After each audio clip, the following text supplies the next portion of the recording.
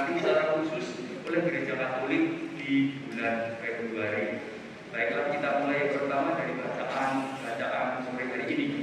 Tidak mengulas bacaan pertama dan bacaan kedua, kita langsung saja ke bacaan Injil Bapak Ibu, saudari-saudara. Sudah seperti yang saya utarakan di awal predikasi, sabda bahagia yang kita dengar dalam bacaan Injil sore hari ini, semoga tidak pernah kita jadikan sebagai sabda yang ngayem-ngayem. Jadi kalau kita miskin, kalau kita tidak punya, kalau kita ayem, bacaan hari ini jangan dipikir begitu. Juga bagi yang sudah kaya, lalu jangan merasa bersalah, tetapi juga perlu ada situasi batin yang agak berbeda. Nah, para saudari-saudara, kalau kita bertanya, kita semua tahu kalau Injil itu warta gembira, maka tentunya kita akan bertanya, warta gembiranya dalam Injil hari ini apa? Warta gembira kok jadi miskin, atau warta gembira kok orang kaya malah mendapat celaka? Maka tidak ada warta gembiranya sama sekali kalau kita hanya membaca demikian. Maka Bapak Ibu, para saudara-saudara, pertemuan yang pertama bacaan Injil hari ini, rupa-rupanya dalam bacaan Injil yang baru saja kita simak, Tuhan kita Yesus Kristus mengajak kita memiliki pertobatan. Kita mungkin akan bertanya-tanya, mengapa bertobat? Lalu bertobat dari apa? Nah, bertobat dari gagasan yang sangat umum mendera setiap orang beriman, atau mungkin orang yang kurang beriman, atau mendera kita semua, mungkin kadang-kadang. Apa yang mendera kita, Bapak Ibu, para saudara-saudara, kadang-kala dalam kehidupan, kalau kita miskin, kalau kita tidak punya apa-apa, lalu kita merasa ini hukuman dari Tuhan. Entah ini hukuman kepada nenek moyang, bapak ibu, kakek nenek, atau para leluhur yang ditimpakan kepada kita. Maka bacaan hari ini mengajak kita bertobat. Para saudari-saudara, kemiskinan itu bukan hukuman dari Tuhan. Lalu kita bisa jawab, kalau kita miskinan itu bukan hukuman dari Tuhan, lalu apa? Ya bisa saja mungkin kurang kerja keras. Tapi kalau kita mengatakan, saya sudah kerja keras, ya mungkin struktur sosial ekonominya memang tidak berpihak kepada kita. Tetapi gagasannya, bacaan Injil hari ini mengatakan, mari kita bertobat, jangan melihat miskin itu sebagai hukuman. Kalau begitu akan lebih banyak orang merasa terhukum daripada terberkati. Maka pertobatannya itu, para saudari dan saudara, ya kita tidak berdoa kita semua miskin, tetapi kita perlu bertobat. Kalau kita melarat, kalau kita miskin, bukan hukuman. Kalau kita mengatakan miskin itu hukuman, maka setiap kali, setiap hidup pasti kita akan mencari petani dan jadi dosaku apa? Apa dosa bapak ibuku? Apa dosa kakek nenekku? Apa dosa nenek moyangku? Dan macam-macam gak akan selesai.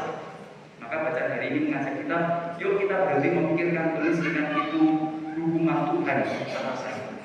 Kalau toh kita mengatakan kemiskinan itu hukuman kepada kesalahan-kesalahan saya, para saudara-saudara, rasanya bacaan kedua tadi mencerca kita. Kata-kata Paulus tadi mengadili kita. Mengapa? Kalau kita mengatakan Tuhan menghukum, maka sia-sialah Anda beriman kepada Tuhan yang maha baik, katanya. Maksud Tuhan yang maha baik paling tahu hukuman, itu jadi persoalan. Maka kata-kata Paulus tadi jelas, kalau kita mengatakan Tuhan itu menghukum, ya sia-sia ada beriman Kristiani Bapak Ibu. Maka lebih baik kita beriman yang lain, cari Tuhan yang tidak menghukum. Itu yang pertama. Maka mari kita bertobat, jangan menganggap miskin sebagai hukuman pada diri kita, orang tua, kakek nenek atau nenek moyang kita. Ya mungkin ada struktur tertentu yang kurang adil, tapi bukan hukuman dari Tuhan. Nah sebaliknya, menjadi kaya bukan celaka, dalam arti kalau kita celaka lalu akan menderita dan segalanya. Tetapi bacaan hari ini mengatakan pada kita, jelas pernyataannya, kalau kita membanggakan kekayaan kita, lalu kita merasa sudah cukup kekayaan itu, tidak perlu melakukan hal-hal yang lain lagi, tidak perlu iman, tidak perlu berbela rasa, maka kita menjadi orang-orang yang celaka karena kekayaan kita tidak berfungsi apa-apa kecuali hanya menyenangkan diri kita sendiri. Dan yang berikutnya, kekayaan itu jangan juga, mari kita bertobat, kekayaan tidak perlu selalu dipandang sebagai berkat, enggak. Kekayaan jangan selalu dipandang sebagai upah bagi orang yang benar. Oh enggak, banyak orang benar itu melarat sampai mati. Tetapi banyak orang kaya itu juga tidak benar jalan hidupnya, tetap kaya. Maka pertobatan bacaan hari ini Bapak Ibu yang berikutnya terkait dengan kita yang mungkin merasa diri kaya, hati-hati. Jangan berbangga, oh saya kaya, berarti uripku benar. Belum tentu. Bisa jadi saya kaya karena melakukan kecurangan tertentu, maka saya kaya. Maka itu yang harus dipikirkan. Maka bagi Anda yang kaya, mari kita berpikir, bertobat juga sih kalau menurut bacaan hari ini. Apakah kekayaan saya ini karena usaha saya berjalan lurus, atau kalau dalam bacaan Injil hari ini, lawan katanya permukaan rata tempat para murid duduk tadi, apakah kita malah pakai jalan-jalan yang berkelok-kelok naik turun menyimpang kiri kanan? Maka itu pertobatan yang kita lakukan Injil hari ini. Yang miskin, mari kita tidak mengatakan kemiskinan itu hukuman. Bisa jadi struktur yang tidak adil atau apapun, tetapi mari kita hindari Tuhan menghukum. Rasa-rasanya sia-sia kita beriman kalau Tuhan menghukum. Berikutnya, kalau kita kaya, hati-hati menganggap kekayaan itu sebagai upah pekerjaan baik. Hati-hati, karena kaya tidak selalu karena pekerjaan baik. Bisa jadi kecurangan membuat kita kaya. Itu Injil hari ini mengajak kita bertobat. Bukan pertama-tama membuai kita yang miskin, bahkan akan dapat surga. Tidak selalu orang miskin dapat surga, Bapak Ibu, kalau perbuatannya juga tidak benar-benar. Jadi jangan bangga menjadi miskin, tetapi hati-hati menjadi kaya. Itu pertobatan. Lalu yang kedua, Bapak Ibu, para saudari-saudara, bacaan Injil tadi, masih permenungan pertama dari bacaan kitab suci. Permenungan berikutnya terkait dengan situasi yang mengatakan kepada kita hidup itu tidak selalu hanya satu muka. Maka bacaan hari ini sebetulnya menyampaikan kepada kita hal yang sudah mampu kita ketahui, sudah jamak kita ketahui. Kadang-kala ada tangis, kadang-kala ada tertawa, kadang-kala ada kelahiran, kadang-kala ada kematian. Maka Injil hari ini mengajak kita untuk senantiasa ingat, besok mungkin kita gembira, besok mungkin kita susah, besok mungkin ada yang lahir, tetapi besok mungkin ada yang mati. Besok mungkin ada yang diterima kerja, tetapi besok saya yakin pasti ada yang di PHK. Kita tidak bisa mengatakan, oh jangan ada yang di PHK, kita tidak bisa mengontrol semuanya. Maka bacaan Injil hari ini mengatakan hidup itu punya selalu dua muka. Maka kita diajak untuk waspada. Kalau teman di dekat kita itu sekarang tersenyum, belum tentu akan tersenyum selamanya. Bisa jadi setelah ini dia membuat saya kecewa. Kalau teman sekitar saya itu membuat kecewa, belum tentu selamanya dia membuat kita kecewa. Bisa jadi besok dia membuat kita sedih lagi gitu. Jadi gagasannya hidup itu selalu dua muka. Itu permenungan dari Injil yang berikutnya. Lalu yang terakhir dari Injil, Bapak Ibu mengatakan kepada kita yang menarik menurut saya. Dalam bacaan yang terakhir dikatakan demikian, bersukacitalah pada, berbahagialah kamu jika kamu dibenci karena imanmu, dikucilkan karena anak manusia, sesungguhnya upahmu besar di surga.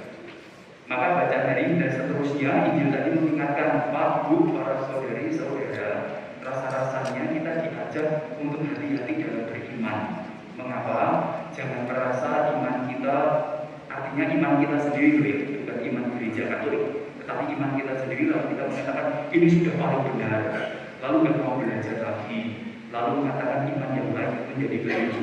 Hati-hati dalam bacaan Injil hari ini yang baris-baris terakhir mengatakan hati-hati beriman. Jangan mengatakan saya sudah tahu semuanya, lalu tidak mau menggali mendalam iman. Lalu mengatakan aku ngerti, paling sing ngomong kayak sing ngerti, paling ngomong sing dulu ngerti. Maka bacaan hari ini mengajak kita hati-hati beriman. Jangan selalu merasa percaya diri, iman saya sudah paling kuat. Enggak, kadang-kala ketika kita mengatakan iman kita paling kuat, bisa jadi kita malah yang lemah. Itu 3 permenungan dari bacaan pertama. Jadi bacaan pertama, bacaan Injil mengajak kita mengalami pertobatan. Sekali lagi, miskin tidak hukuman. Tapi bukan berarti kalau miskin pasti dapat kerajaan surga. Kalau miskin keset dan melakukan banyak dosa ya sama saja. Lalu berikutnya menjadi kaya, hati-hati. Kaya itu bukan ganjaran, tidak selalu ganjaran. Orang yang pekerjaannya lurus, orang yang serong sana serong sini bisa jadi kaya. Maka pertobatannya, yuk kita lihat kekayaan saya, kekayaan kita asalnya dari mana? Dari jalan yang serong-serong atau jalan lurus. Lalu berikutnya bacaan Injil hari ini mengingatkan hidup itu dua muka. Yang sekarang tertawa bisa jadi besok tertawa lagi, tapi bisa jadi yang tertawa sekarang besok menangis. Yang sekarang ulang tahun, besok bisa jadi tidak ulang tahun lagi. Jadi dua muka, waspada. Lalu berikutnya, hati-hati kalau kita mengatakan imanku sudah kuat, hati-hati. Kalau kita mengatakan iman kita sudah kuat, kita digoda si jahat. Nek merasa sinau meneh, nek merasa pertemuan lingkungan aneh, nek merasa bisa maneh dan macam-macam. Hati-hati. Itu dari ini. Nah, sekarang yang kedua, Bapak Ibu para saudara-saudara, dari perayaan yang oleh Gereja Katolik secara khusus diperingati di bulan Februari. Saya yakin beberapa dari kita sudah mengetahui secara turun-temurun tradisional sejak abad ke-17, bulan Februari itu dibaktikan kepada keluarga kudus Nazaret. Jadi para saudara-saudara, ternyata kita tidak hanya punya adorasi Ekaristi, tetapi di Februari kita diajak untuk adorasi kepada keluarga kudus Nazaret. Mungkin kita tanya, mengapa bulan Februari menjadi bulan keluarga kudus? Dalam bacaan-bacaan kitab suci, kalau kita mengikuti ritual atau bacaan-bacaan peristiwa Natal para saudara-saudara, pasti kita akan mengingat tentang pelarian keluarga Nazaret ke Mesir. Dan gereja-gereja Koptik di Mesir itu percaya orang-orang keluarga kudus ini melarikan diri ke Mesir kurang lebih sekitar bulan-bulan ini. Maka bulan ini dibaktikan kepada keluarga kudus. Nah, saya tidak akan bicara tentang asal-usul perayaannya, tetapi mari kita belajar tentang keluarga kudus para saudara-saudara. Saya sampaikan 3 hal yang mungkin bisa kita jadikan bahan pelajaran. 1, keluarga kudus, kalau kita baca kitab suci, tidak banyak diceritakan. Bagi tokoh-tokoh Alkitab atau guru-guru Alkitab atau para tukang tafsir, para saudara-saudara, ahli Alkitab mengatakan satu hal, merefleksikan dari ketiadaan cerita masa kecil Tuhan Yesus dalam hidup. Maka kesimpulannya cuma satu, pertemuan kita yang pertama dari peristiwa bulan Februari ini. Keluarga kudus senantiasa hidup dalam keheningan. Maka itu spiritualitas pertama yang ditawarkan kepada kita supaya bisa kita pikirkan. Rupa-rupanya dalam keluarga-keluarga kita perlu kita memiliki keutamaan keheningan. Kami sesekali senang-senang itu oke, baik juga sih para saudara-saudara. Tetapi keluarga kudus Nazaret itu mengajarkan kepada kita keheningan dalam keluarga. Maka kita tidak pernah mendengar Ibu Maria marah-marah, Bapak Yosef marah-marah, Tuhan Yesus minta uang saku, ya nggak ada memang. Tapi mungkin ada yang tidak diceritakan. Tapi peristiwa itu silent, peristiwa itu hening, tidak diceritakan. Lalu bagi para orang-orang yang belajar kitab suci ingin mengatakan, mari kita mengembangkan spiritualitas keheningan dalam keluarga. Keheningan bukan hanya menang gitu, Bapak Ibu, menang-menangan itu bukan spiritualitas, menang-menangan itu perkara, tetapi gagasannya punya keheningan. Itu yang pertama. Silahkan dikembangkan masing-masing di keluarga sendiri-sendiri. Apakah punya keheningan? Keheningan itu bukan sembahyang loh ya. Keheningan itu artinya bisa mendengar, bisa merespon dengan tepat, tidak setiap kali dikuasai oleh amarah atau begitu. Jadi itu satu spiritualitas keheningan. Lalu yang kedua, para saudara-saudara, dalam beberapa catatan ketika membahas tentang keluarga kudus, rupa-rupanya kita diajak untuk kembali memiliki tradisi doa yang berakar dari keluarga. Mungkin kita selalu tanya, jam-jamnya keluarga kudus itu sehari itu sembahyang berapa kali? Ternyata banyak kali, Bapak Ibu. Mengapa? Karena keluarga kudus adalah keluarga Israel yang sejati, taat aturan. Itu namanya buktinya apa? Maka setelah 40 hari Tuhan Yesus dibawa ke Bait Allah. 8 hari disunatkan. Maka dari rentetan itu kitab suci ingin mengatakan keluarga kudus itu setia pada aturan hukum. Nah, kalau kemudian keluarga kudus itu setia pada aturan hukum, maka kalau kita bisa tahu keluarga kudus itu sembahyang sehari itu berapa kali? Yang pertama, Bapak Ibu, sembahyang bersama dalam keluarga kudus 3 kali sehari. Doa bersama dalam keluarga 3 kali sehari. Anda bisa cek di refleksi tentang kehidupan orang Israel yang taat. Karena keluarga kudus adalah Israel yang taat, maka dia berdoa bersama dalam keluarga 3 kali sehari. Mungkin kita akan mengatakan bahwa kapan yang begal ini loh, nah silahkan diatur sendiri. Saya tidak akan mengatakan jam-jamnya mereka sembahyang, tetapi gagasannya bersembahyang bersama 3 kali sehari. Lalu ini masih ditambah Bapak Ibu, kita itu syahadat itu hanya seminggu sekali, next misa seminggu sekali. Kalau misalnya itu napas, maka setahun syahadatnya 2 kali. Misalnya itu setahun sekali, ya syahadatnya setahun sekali.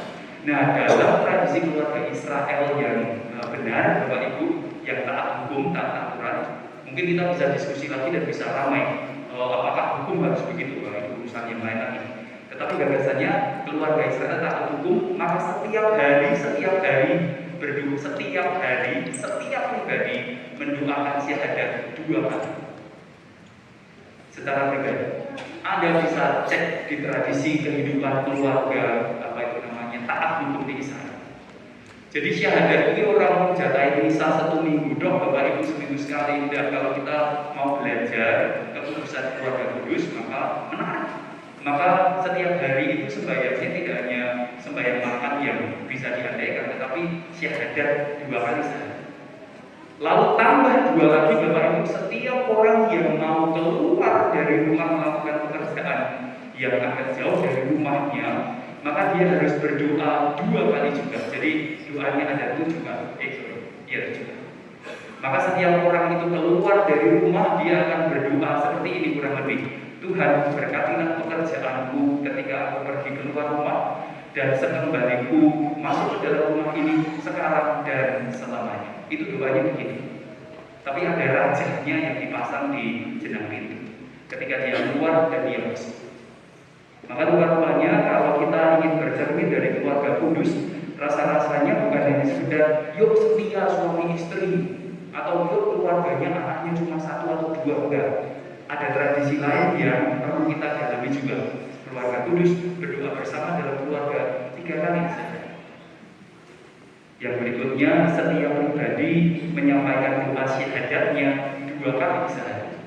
Lalu setiap kali pergi keluar rumah untuk bekerja, 2 kali berdoa sebelum berangkat keluar rumah dan sebelum masuk ke dalam rumah.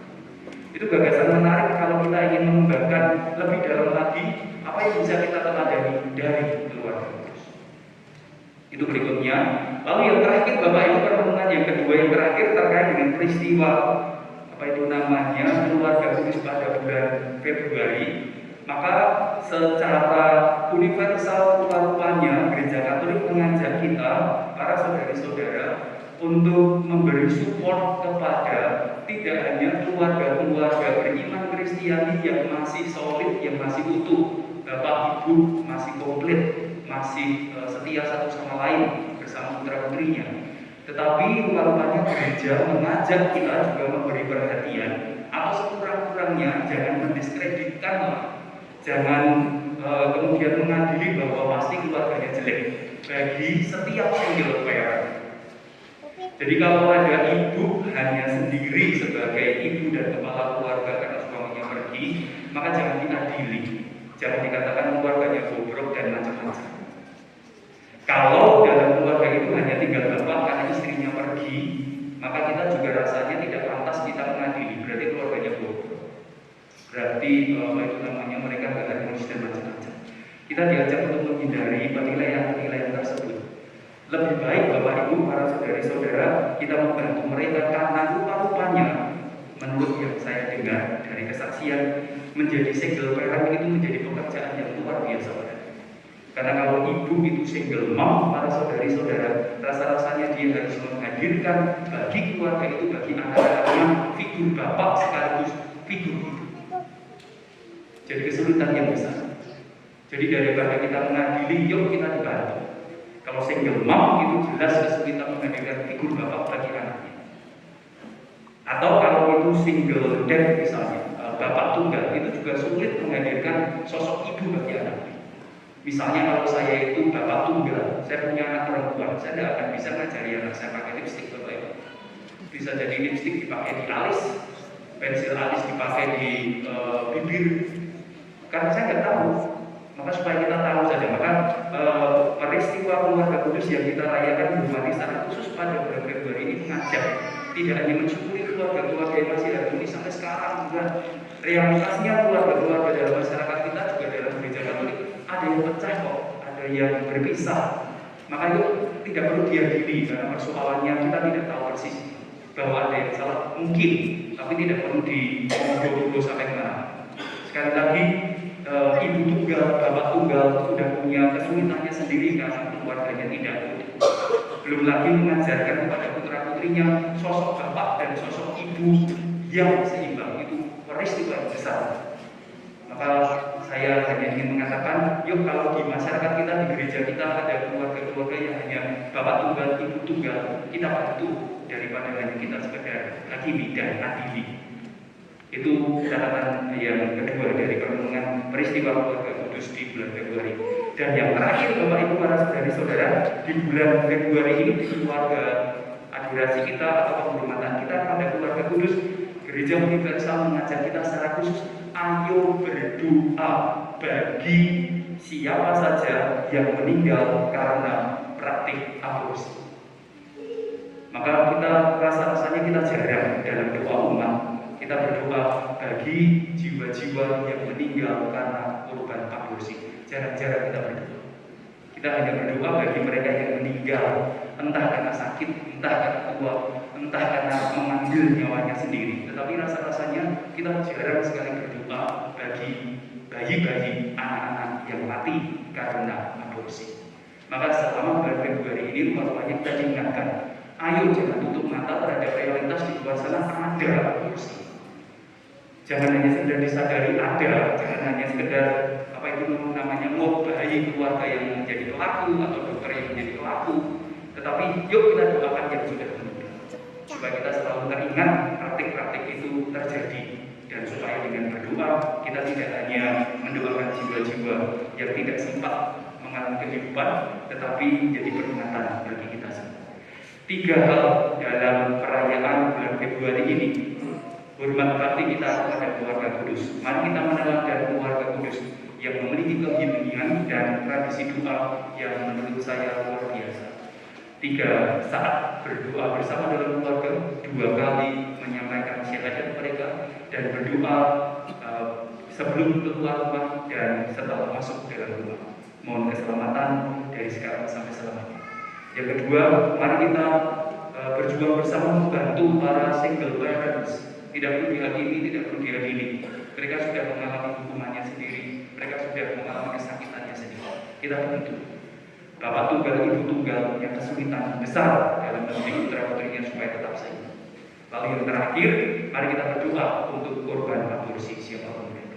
Semoga tidak ada pelaku dari antara kita, tetap seadanya pun juga tak perlu diadili. Tapi mari kita berdoa. Semoga dengan demikian nama Tuhan dimuliakan ini dan sepanjang segala masa. Bacaan dari kitab Yeremia. Beginilah firman Tuhan. Terkutuklah orang yang mengandalkan manusia, yang mengandalkan kekuatannya sendiri, dan yang hatinya menjauh dari Tuhan. Seperti semak bulus di padang belantara, ia tidak akan mengalami datangnya keadaan baik. Ia akan tinggal di tanah gersang, di padang gurun, di padang asin yang tidak berpenduduk. Diberkatilah orang yang mengandalkan Tuhan, yang menaruh harapannya pada Tuhan. Ia seperti pohon yang ditanam di tepi air, yang merambatkan akar-akarnya ke tepi batang air dan tidak mengalami datangnya panas terik.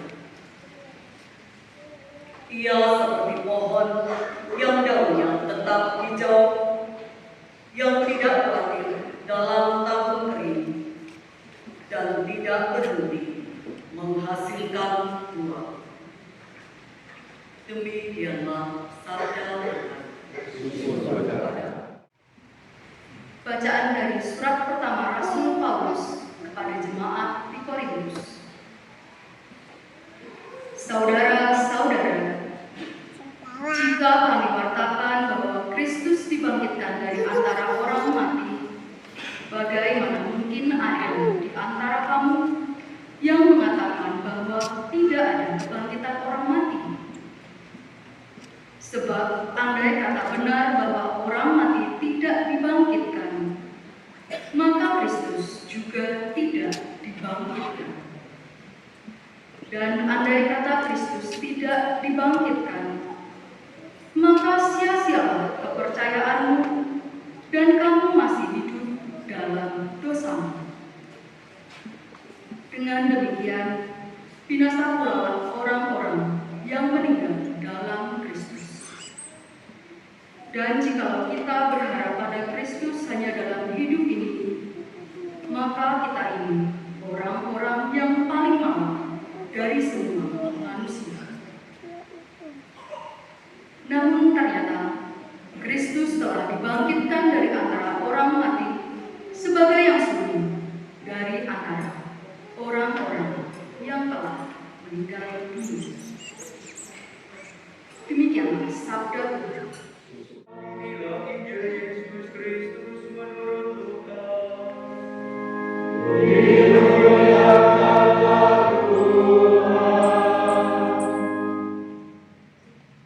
Sekali peristiwa Yesus turun dari sebuah bukit bersama dengan ke-12 rasul. Mereka berhenti pada suatu tempat yang datar. Di tempat itu sudah berkumpul sejumlah besar murid-murid Yesus. Dan banyak juga orang lain yang datang dari seluruh Yudea dan dari Yerusalem, juga dari daerah pantai Tirus dan Sidon. Lalu Yesus memandang murid-muridnya dan Ia berkata, "Berbahagialah hai kamu yang miskin, karena kamulah yang memiliki kerajaan Allah. Berbahagialah kalian yang sekarang ini lapar, karena kalian akan dipuaskan. Berbahagialah kalian yang sekarang ini menangis, karena kalian akan tertawa. Berbahagialah kalian jika kalian dibenci, dikucilkan, dan namamu dicela serta ditolak demi Anak Manusia. Bersukacitalah pada waktu itu dan bergembiralah, sebab sesungguhnya upahmu besar di surga. Karena demikian juga nenek moyang mereka telah melakukan para nabi. Tetapi celakalah kalian, hai kalian orang kaya, karena dalam kekayaanmu kalian telah memperoleh penghiburanmu.